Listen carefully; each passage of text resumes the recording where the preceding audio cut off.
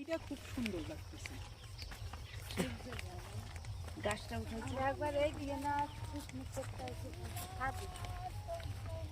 আগে তো সব ছেলেবেলা এই পারে আইতো পিকনিক করতে, একবার সব মারধর খাইয়ে সব গেছি, সেই থেকে বন্ধ।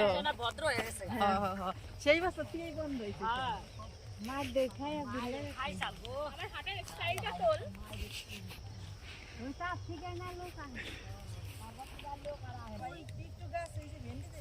এটা কি গাছ জানিস? ভেন্ডি।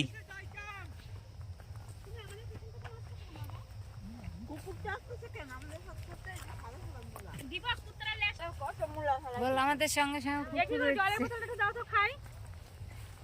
এখন সবাই মিলে ছবি তুলছি আর হেঁটে হেঁটে যাওয়া হচ্ছে। আর রাস্তার দু সাইড দিয়ে পুরো শাকালুর ক্ষেত গাইস, এত সুন্দর লাগছে দেখতে, মানে জাস্ট অসাধারণ।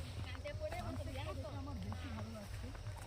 আর এদিকে মুন্নি দিয়ে হাতে জল আছে তো বোতলে, তো গাইস খোদো খোদো মুন্ডিদের পাটা একটুখানি সরিয়ে নিয়ে বয়। হ্যাঁ হ্যাঁ ওরকম ভাবে।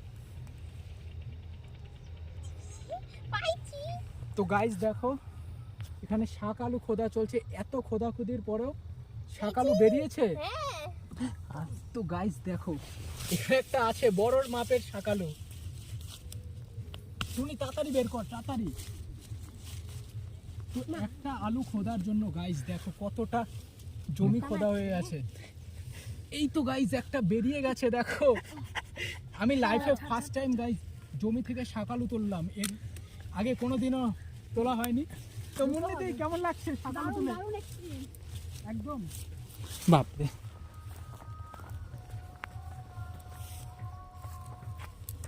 ওইটাও